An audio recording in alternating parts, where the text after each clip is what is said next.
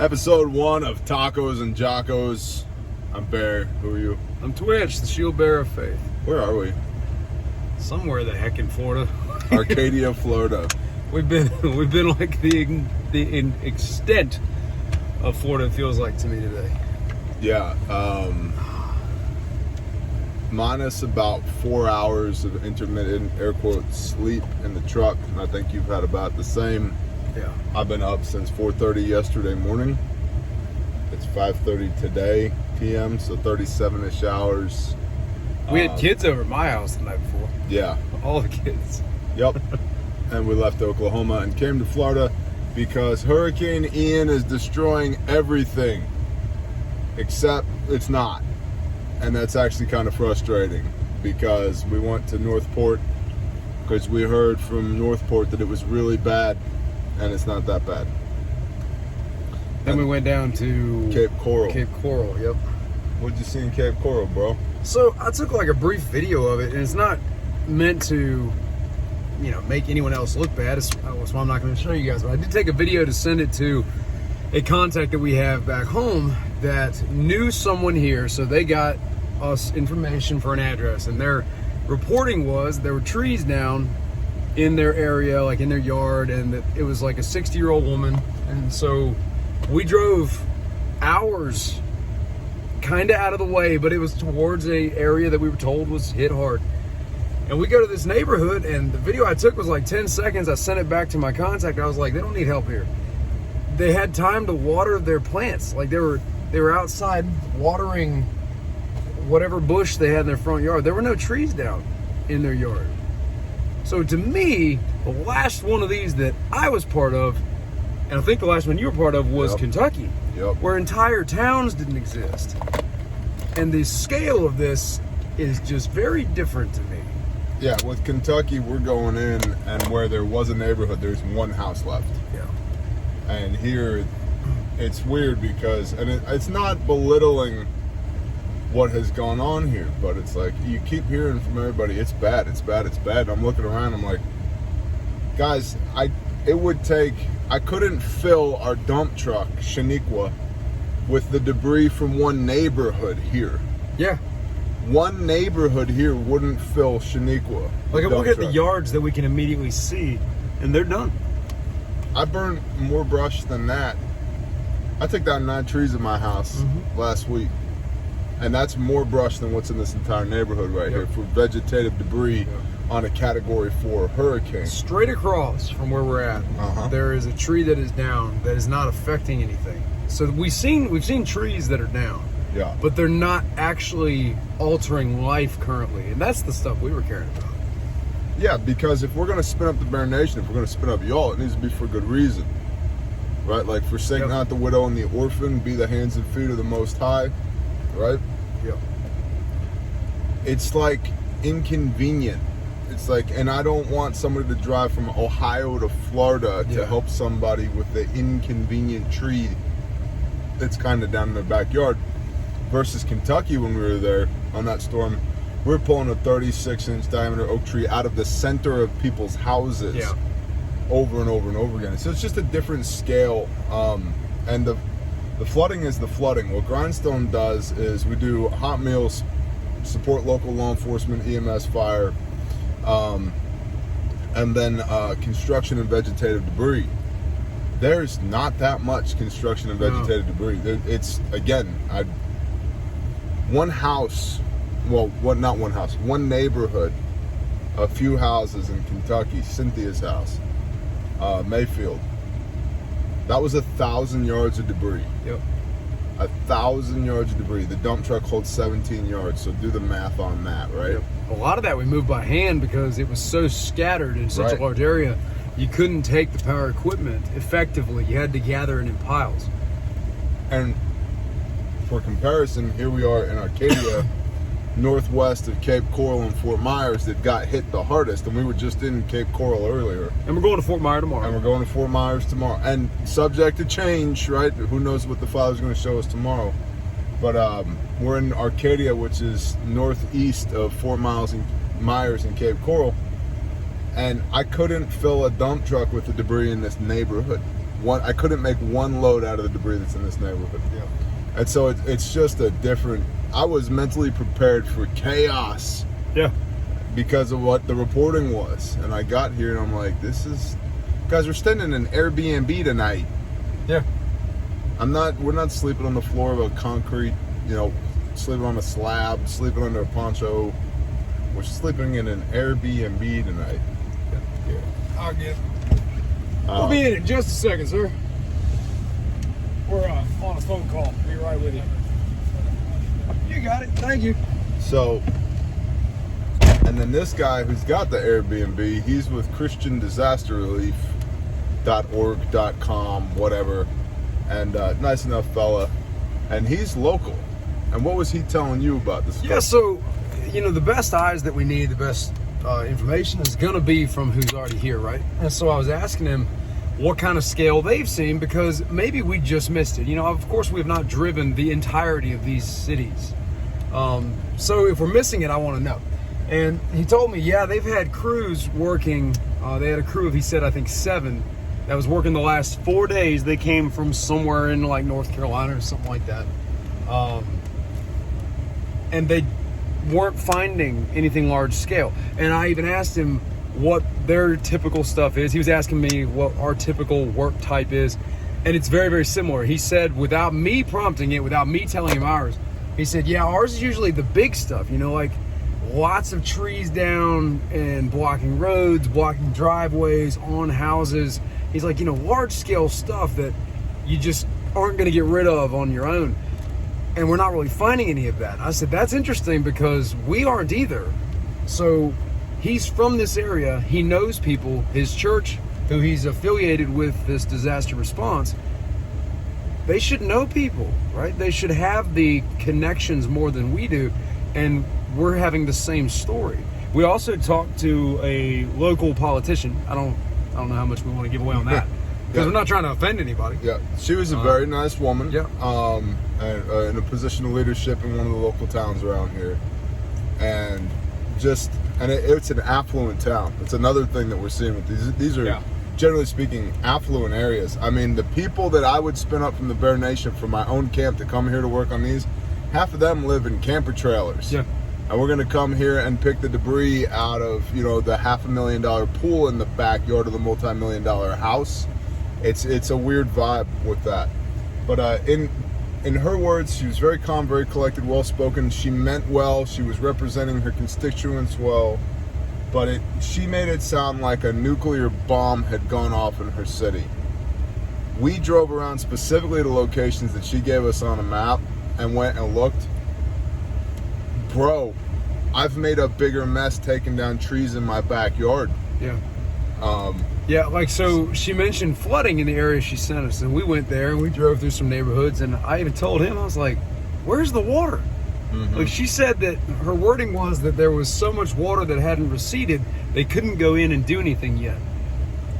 I wasn't finding it from the location she told us to go to. And then we got a little bit outside of that area and we started seeing some water, but again, a lot of the homes were on stilts. Yep. Or it was in the yard, not to the house. Okay, if it hit the house, we can't affect that now. Or there's a dip in the road, and so there's one house that's inaccessible because the water pooled in the dip. And again, this is what we've seen thus far, and I wanted to come here and find chaos so we could destroy chaos with righteousness, right? And it's frustrating to me because, sleep deprivation. And the reason we're calling this Jockos and Tacos is because we had some badass tacos earlier today. We were getting very out of fuel.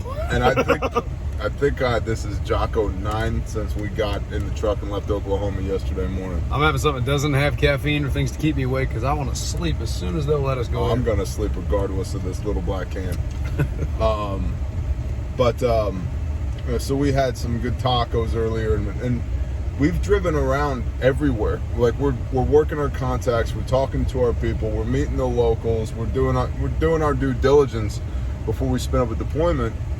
And it's this weird disconnect between the perception is like, this is terrible, from some of the people who live here is like, this is terrible. I'm like, It's honestly not that bad. Now, and again, it's taken nothing away from the person who's had the roof ripped off of their house, right? Of course. But or flooding or any number of things. But the house is still there, right? Coming back from, this compare contrast between this and Kentucky, there's no comparison whatsoever. Another big difference, and of course we haven't been, at least that we know of, we haven't been through what the definition of low-income housing would be here yet. We haven't found it yet. I haven't found it. And so comparing to Kentucky, we were active for weeks in a couple different neighborhoods, and one of which was, like the lakefront kind of community a little bit, but there were still some lower income houses there too. But then one of the other areas was almost exclusively low income housing, and that was the area that there was like one house left, in the whole flattened neighborhood stuff. One lady told me we were handing out food because we met a really cool family that was from Chicago, and we kind of interacted and mingled with them for like a week and a half. And they brought, grill and stuff, and so they would serve food, and I worked with them on clearing tree branches and stuff. Anyway, good people. This one lady that came and got food from them one day, I handed her kids some cookies because she asked, hey, can they have a cookie? I said, of course. So I handed her cookies and was talking to her about what happened. And she said that in her house, the only room that didn't get wrecked was the room that her and her kids took shelter in. Mm-hmm. Every other room was gone. Mm-hmm. And so if you can picture that, you're this little box and all the outer boxes surrounding you don't exist anymore. The effects that would have on your mind, that wow, we were that close to my kids and her kids were little, to not existing anymore. And then they don't have a way to repair it or refund it either. And so in her case, this is not me giving glory to me. This is me saying this is what the Father told me to do at the time. I handed her, I think, the only cash I had in my pocket, because I felt the Spirit tell me, it's like, you have more than that. Yep. And I didn't have need at the time, and she did. Most of what we're seeing here is the stuff that's relatively easily fixed by insurance companies. Yeah. Haven't seen a real need that's fixed by Grindstone yet. A couple other things we have seen. Saw one church with people in line for food. Yep. Orderly, not overwhelming. The need was not overwhelming. And they had National Guard. And they had National Guard presence.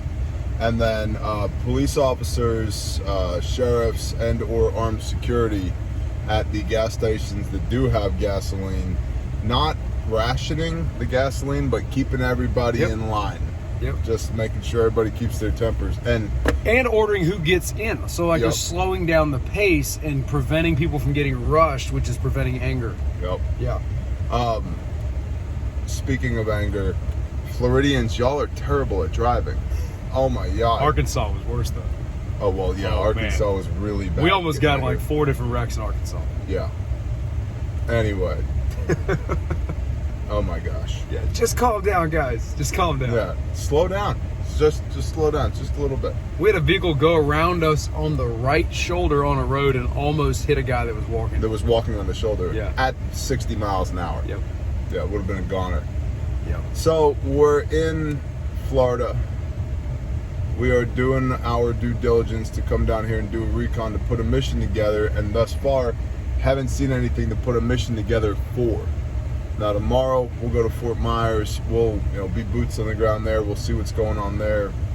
And we kept saying that I want to get to the edge of the water. Where's all this flooding? I want to get to the edge of the water. And when we would ask the officials where the edge of the water was, they'd send us to it and we'd find it, and it was 6 inches deep. Right, because I've seen the videos of the 12-foot deep, river running through, and the 10-foot. Yep. Well, and days ago, one of our contacts we met with when we first got here, he was telling us he helped evacuate his sister and some special needs adult children that she has, because he got the call from her and he went and got them. And he said on their way out, the water was starting to come over the road, and then by the time they were almost all the way out, they were shutting down bridges because the water was going to cause problems. Yeah, absolutely. That's just not today. Yeah. Yep. So it's an odd vibe. It's an odd vibe. Maybe almost reminds you a little bit of Louisiana. A little bit. It does. It does remind me of Louisiana. We'll see what they got tomorrow. Yeah. We'll make sure we check it right. Yeah. It's a long way to get here. Well, that's the thing. The Father didn't tell us to come out here for nothing. No. We just haven't found what it is yet. Yep. So, all right, y'all. Jockos and Tacos. Sit rep, boots on the ground from wherever the hell we are, Arcadia, Florida. Today we'll be in Fort Myers tomorrow, and we hit Cape Coral. Drove through Venice, Bradenton, Northport, and a couple of other. Actually, several other smaller towns around here. Yep. This was the center of the storm. In a whole different direction, it's pretty cool to me that the architecture here is relatively skillfully designed. Because a storm that size, for homes like a lot of what's in our area, it probably would have been a very different story. Mm-hmm. And the trees, that's a big takeaway I had. The tree type is so different here. The size of the trees, because you're not talking about these massive oak trees. You're not talking about a 3-foot diameter oak. It's a whole different type of tree, and they're also much more sporadic. In fact, the main areas that I saw the trees down, they were left in clusters for like visual appeal, and there were no houses there. Yep. So they would collapse, and then there's nothing affected by it. Yep. And then the power companies, that's the last takeaway I had. They're out here in force. I mean, we went a couple miles, and they had almost every power pole was cracked and collapsed. And they're probably a mile. They had a crew at every one of them. That was in Cape Coral. Yeah. And there were hundreds of line trucks out there. And so and hundreds of poles down, to be fair. And good job, linemen. But they're getting that stuff back up, which is great, right? A lot of police presence, too. A lot of police presence. So we're what, a week into this thing at this point? I don't even know. Something like that, my brain is smoked from no sleep. Yeah. But when we first deployed to Hurricane Michael, that was 5 months after the hurricane in Panama City, Florida, with the Rev. That was 5 months after the storm, and there were still people without power. There were still trees on tops of houses, through houses. There were still houses that were ripped in half, never put back together. Like, it was a literal disaster. This is not that. Not that I've seen. This is like, it might have had 154 mile an hour Category 4 winds. You can't tell it from looking at it. Yeah. I wouldn't even necessarily classified as a hurricane. Most of the storm damage, it just looks like a bad storm, and most of it looks like straight line wind damage, honestly. Yeah, there's not near as many trees that are broken in half and collapsed over on each other. Yep. So it's fascinating. It is.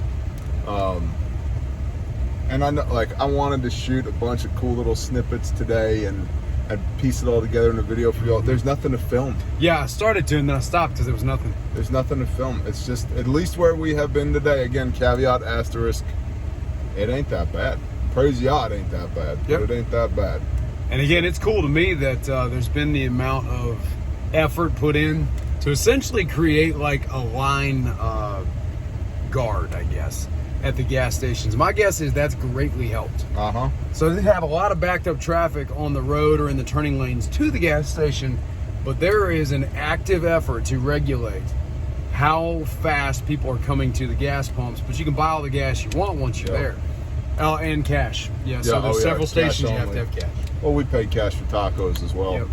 Tipped like a champ because those ladies were working hard. They were. Also, I-75 is an abomination right now, traffic-wise.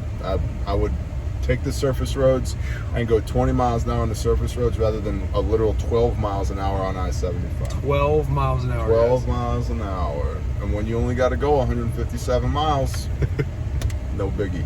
All right, we'll leave it there. Thank y'all for your support. I wish there was more for you to support us on right now. Maybe tomorrow. Yeah.